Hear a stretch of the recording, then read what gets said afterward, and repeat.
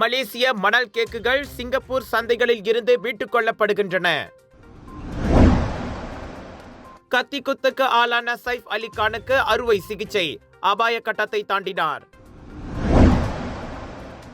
உளுத்திராமில் தீ விபத்து, சிறுமி உட்பட 3 மரணம். சுங்கைகாபுல் ஆற்று நீர் இளஞ்சிவப்பு வர்ணமானதற்கு தொழிற்சாலை கழிவுகள் தூய்மைக்கேடு காரணம் அல்ல.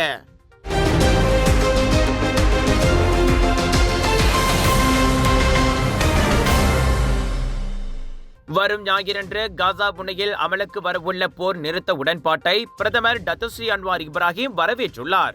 15 மாதங்களாக பல்வேறு இன்னல்களுக்கு ஆளாகி வந்த பாலஸ்தீன மக்களுக்கு இது மன நிம்மதியை கொடுக்கும் என லண்டனில் மலேசிய செய்தியாளர்களிடம் பேசியபோது பிரதமர் தெரிவித்தார். மத்தியஸ்தம் செய்து உடன்பாட்டுக்கு வித்திட்ட எகிப்து, கட்டார் மற்றும் அமெரிக்காவின் பங்களிப்பை இந்நேரத்தில் பாராட்டுவதாகவும் அவர் கூறினார். அதே சமயம் இன்னும் ஓரிரு தினங்களில் புதிய அதிபராக உள்ள டொனால்ட் ட்ரம்ப் அமைதி பேச்சுவார்த்தை வெற்றியடைவதில் ஆற்றிய பங்கையும் அன்வார் நினைவு கூர்ந்தார். இனி காசாவின் நீடித்த அமைதிக்கும் போரில் உருக்குலைந்த அம்மண்ணின் மறு நிர்மாணிப்புக்குமான அடுத்த கட்ட முயற்சிகள் குறித்து அனைத்துலக சமூகம் சிந்திக்க வேண்டும். காசாவின் மறு நிர்மாணிப்பு முக்கியம் என்றாலும் 46,700க்கும் மேற்பட்ட அப்பாவி பாலஸ்தீனர்களின் உயிர் போனதையும் 2 பில்லியன் மக்கள் இருப்பிடங்களை இழந்ததையும் எளிதில் மறக்க முடியாது என பிரதமர் தெரிவித்தார். அவ்விஷயத்தில் நீதி நிலைநாட்டப்படுவது முக்கியம் என பிரிட்டனுக்கு அலுவல் பயணம் மேற்கொண்டுள்ள டத்துஸ்ரீ அன்வார் கூறினார். அப்பாவி மக்களின் உயிரும் பொது சொத்துக்களும் சேதமடைவது தவிர்க்கப்பட வேண்டும் என்றார் அவர். மலேசிய தயாரிப்பான கச்சங்கோயா எனும் நிலக்கடலை கேக்குகள் சிங்கப்பூர் சந்தைகளில் இருந்து மீட்டுக் கொள்ளப்படுகின்றன. அவற்றின் பொட்டலங்களின் லேபிள்களில் அறிவிக்கப்படாத பால் பரவலாக மணல் கேக் என அழைக்கப்படும் அத்தின்பண்டத்தில் கலக்கப்பட்டிருப்பது கண்டறியப்பட்டிருப்பதால் சிங்கப்பூர் உணவு பாதுகாப்பு நிறுவனமான SFA அவ்வுத்தரவை வெளியிட்டது. பால் ஒவ்வாமைக்கு அறியப்பட்டது என்பதால் பாதிக்கப்பட்ட பொருளை சந்தையிலிருந்து மீட்டுக் கொள்ளுமாறு அதன் இறக்குமதியாளர்களுக்கு உத்தரவிடப்பட்டுள்ளார். சிங்கப்பூரின் உணவு விதிமுறைகளின் கீழ் ஒவ்வாமை உள்ள பயனர்களின் பாதுகாப்பை உறுதி செய்வதற்காக பால் போன்ற அதிக உணர்திறனை ஏற்படுத்தக்கூடிய அனைத்து பொருட்களையும் உணவுப் பொருட்களின் லேபிள்களில் அறிவிக்க வேண்டும். பால் பொதுவில் உணவு பாதுகாப்பு அபாயத்தை ஏற்படுத்தவில்லை என்றாலும் ஒவ்வாமை அல்லது சகிப்புத்தன்மை இல்லாத நபர்களுக்கு அது தீங்கி விளைவிக்கும் என்பதை SFA தனது முகநூல் பக்கத்தில் சுட்டிக்காட்டியது.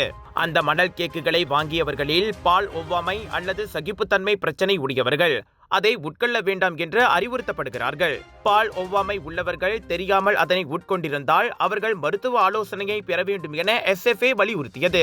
ஜோர் சிங்கப்பூர் மக்களை, நாட்டின் தலை சிறந்த புகழ்பெற்ற இந்தியன் எக்ஸிபிஷன் ஏற்பாட்டாளர் கலர்ஸ் ஆஃப் இந்தியா வழங்கும் பிரம்மாண்டத்தின் உச்சம் southern international Indian expo and viral food festival 24 ஜனவரியிலிருந்து 2 பிப்ரவரி வரை தாசிக் சென்ட்ரல் ஸ்கூடாய் ஜோபார்வில் latest Indian wedding collections, travel packages, tattoo artists, ladies accessories, jewelry, clothing collections, sari, kurtas, kurtis, Punjabi suits, lehengas, jippa, kids wear and more. Big sale, big discount. வீடு புகுந்து கொள்ளையர்களால் சரமாரியாக கத்திக்குத்துக்கு ஆளான பாலிவுட் நடிகர் சைஃப் அலி கான் அறுவை சிகிச்சைகளுக்கு பிறகு அபாய கட்டத்தை தாண்டியுள்ளார். அவரின் உடல்நிலை சீராக இருப்பதாகவும் மருத்துவர்கள் தொடர்ந்து கண்காணித்து வருவதாகவும் தெரிவிக்கப்பட்டது. 6 இடங்களில் கத்தி குத்துப்பட்டதில் முதுகு தண்டு வடமும் பாதிக்கப்பட்டது. அதன் அருகே சொருகி இருந்த கத்தியை அகற்ற அறுவை சிகிச்சை மேற்கொள்ளப்பட்டதாக மருத்துவர்கள் கூறினர். இடது கையிலும் கழுத்திலும் ஏற்பட்ட மேலும் 2 மோசமான காயங்களை பிளாஸ்டிக் அறுவை சிகிச்சை குழு சரி செய்தது. இவ்வேளையில் நள்ளிரவில் சைஃப் அலி கான் வீட்டில் புகுந்த மர்ம நபர் குறித்து மும்பை போலீசுக்கு துப்பு கிடைத்துள்ளது. மர்ம நபரின் முகம் CCTV கேமராவில் பதிவாகி இருப்பதால் விசாரணை தீவிரப்படுத்தப்பட்டுள்ளது. நேற்று முன்தினம் இரவு நிகழ்ந்த அச்சம்பவத்தில் திருடனுடன் போராடிய போது நடிகை கரீனா கபூரின் கணவருமான சைஃப் அலி கான் கத்திக்குத்துக்கு ஆளானார்.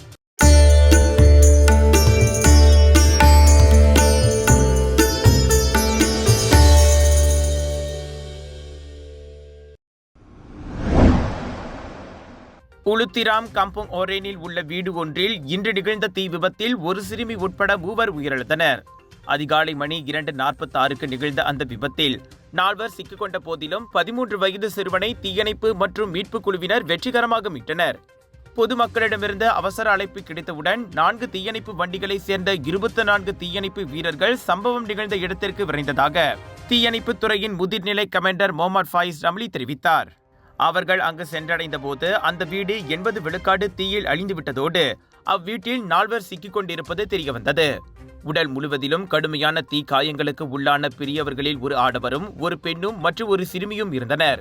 காப்பாற்றப்பட்ட சிறுவனுக்கு முகம் மற்றும் கைகளில் தீக்காயம் இருந்ததால் முதலுதவி வழங்கப்பட்ட பின் சுல்தான் இஸ்மாயில் மருத்துவமனைக்கு அனுப்பி வைக்கப்பட்டதாக முகமது ஃபைஸ் ரம்லி வெளியிட்ட அறிக்கையில் தெரிவித்தார். பரானாங் சுங்கை காபூல் ஆற்றினீர் இளஞ்சிவப்பாகிய சம்பவத்தை தொடர்ந்து திட்டமிடப்பட்ட தொழிற்சாலை கழிவுகள் எதுவும் அந்த ஆற்றினீரில் இல்லை என ஸ்பான் எனப்படும் தேசிய நீர் சேவை ஆணையம் உறுதிப்படுத்தியது. அந்த பிரதான ஆற்றுக்கு அருகில் உள்ள தொழில்துறை பகுதியை சுற்றி அடையாளம் காணப்பட்ட இடங்களில் ஆய்வுகள் மற்றும் கண்காணிப்பு மேற்கொள்ளப்பட்டதாக ஸ்பான் தெரிவித்தது. நீர் விநியோகத்திற்கு குறுக்கீடு ஏற்பட்ட போதிலும் அந்த ஆற்றில் தொழில்துறை கழிவுகள் கொட்டப்பட்டதற்கான அறிகுறி எதுவும் இல்லை.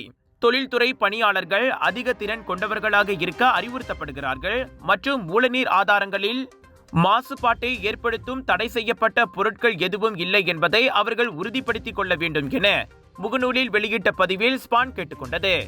இதனிடையே நீர்வள குற்றவாளிகளை நீர் மாசுபாடு தொடர்பான குற்றங்களுக்கு சிறை தண்டனை மற்றும் அபராதம் விதிக்கும் 2006ஆம் ஆண்டு நீர் சேவைகள் தொழில் சட்டத்தின் கீழ் விசாரணை நடத்த முடியும் என்றும் ஸ்பான் நினைவுறுத்தியுள்ளது. ஸ்குவிட் கேம் 2வது சீசன் கடந்த ஆண்டு டிசம்பர் 26ஆம் தேதி திரைக்கு வந்தாலும் தென்கொரிய நிகழ்ச்சியின் வெற்றி குறைவதற்கான அறிகுறியே இல்லை. ஸ்ட்ரீமிங் தளத்தின் அதிகம் பார்ப்பவர்களின் எண்ணிக்கையில் அந்த நிகழ்ச்சி சாதனை மதிப்பீடுகளை பெற்று வருகிறது.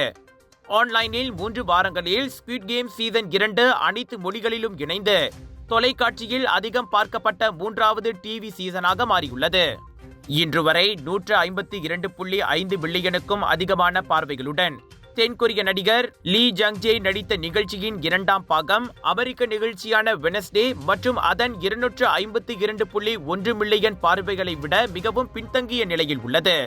அமெரிக்க தயாரிப்புகளுக்கு நெட்ஃபிளிக்ஸில் ஆக்கிரமிப்பு கிடையாது. ஸ்குவிட் கேமின் 2வது சீசன் ஒட்டுமொத்த தரவரிசையில் 3வது இடத்தையும் ஆங்கிலம் அல்லாத நிகழ்ச்சிகளுக்கான முதல் 10 இடங்களில் 2வது இடத்தையும் பெற்றிருந்தாலும் இது நிகழ்ச்சியின் முதல் சீசன் ஆகும்.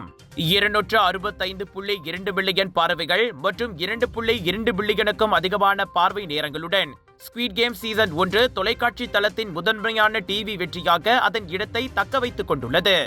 பிரெஞ்சு தொடர் லூபின் பாகம் 1 மற்றும் ஸ்பெயினியன் மணி ஐஸ் லா காசே டே பேப்பேல் ஆகியவையும் உலகம் முழுவதும் நெட்ஃபிளிக்ஸில் மிகவும் பிரபலமான ஆங்கிலம் அல்லாத நிகழ்ச்சிகளில் ஒன்றாகும். வெறும் 4 நாட்களில் ஸ்குவிட் கேமின் 2வது சீசன் 68 மில்லியன் பார்வைகளை பெற்றது நெட்ஃபிளிக்ஸ் வரலாற்றில் சிறந்த அறிமுகமாக அமைந்தது.